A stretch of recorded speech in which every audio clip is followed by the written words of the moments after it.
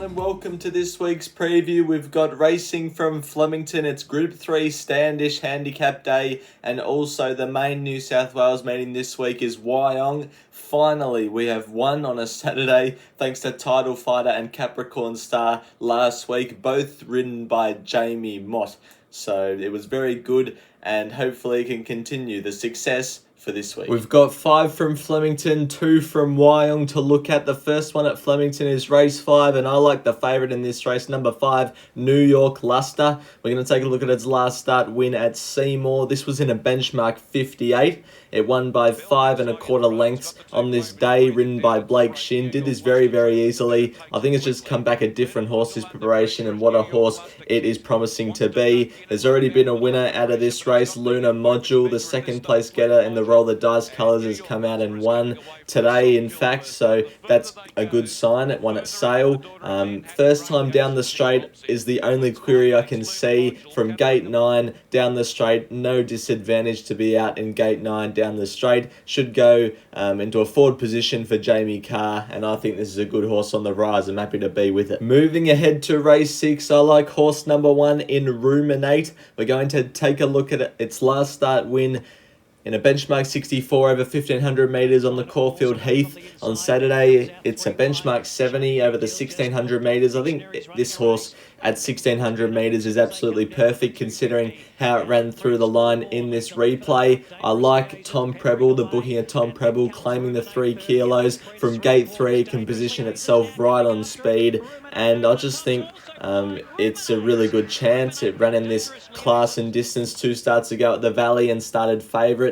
That was at the Valley and not on a Saturday meeting, which is why it's probably $7.50 on Saturday. But I think it's a good chance. It'll get a good run, and I think it's a good enough horse to take out the race on Saturday. Moving to race 7, where I like horse number 19 in New Sovereign. This was its last start win at Seymour in a benchmark 64 over the 1,400 metres. Blake Shin rode it on this occasion, had a good SP, settled outside the leader and did the rest.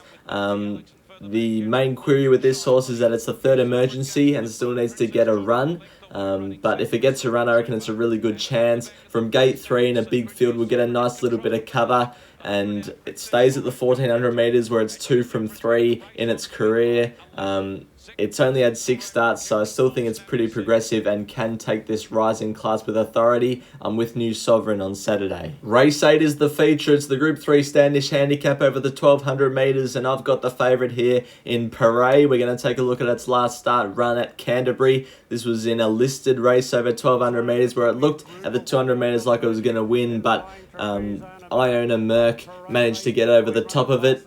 This horse has run 11 seconds from 22 starts, so it loves running second. I'm hopeful it can go one better on Saturday. First time down the straight is always a bit of a query, but I think from gate 7, Jamie Carr can have this horse in the right part of the track down the Flemington straight, and it can get a nice little bit of cover protection from the breeze. And it's had 17 goes at the 1,200 metres and only missed the top 3 once. So I think Paray is a good chance of, well, I think it'll definitely run well on Saturday. Whether it can win, we'll see. Finishing things off at Flemington, where I like horse number 16, Sisterhood, in race number 10. We're going to take a look at its last start run at Pakenham, where it finished 4th behind Samangu. Got exposed pretty early in the straight and just couldn't go on with things. It was only 2nd up on this occasion, so I think this horse 3rd up now is peaking on Saturday.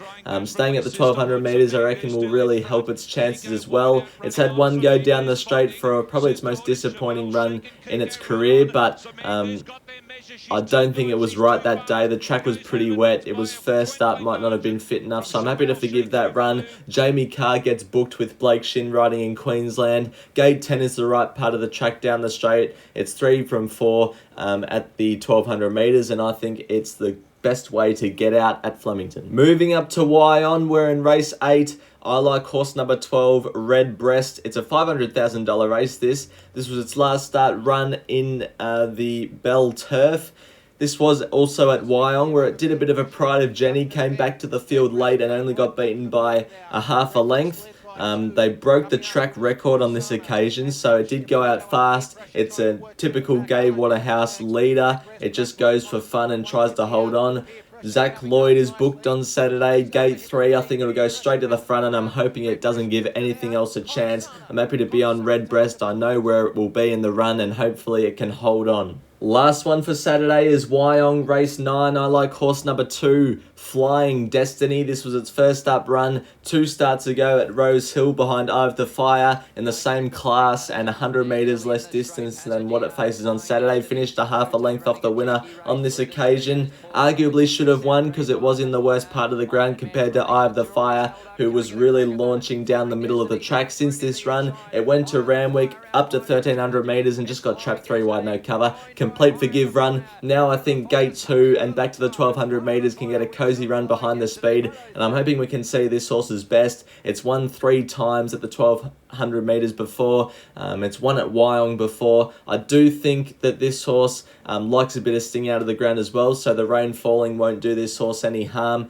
I just think from gate 2 it might be in the worst part of the ground come race 9, but I'm hoping Benjamin Osmond, I should say, claiming 3 kilos, can get it into the right part of the track, and hopefully it can be winning at $8.50. Well, thank you everyone for watching this preview. Flemington and Wyong racing this Saturday. Just another reminder, check for the YouTube community post on Saturday morning to see my full selections, just in case a few runners have been scratched or whatnot that you're unsure about. So be sure to check that out. Thanks everyone for watching. Until next video, bye for now.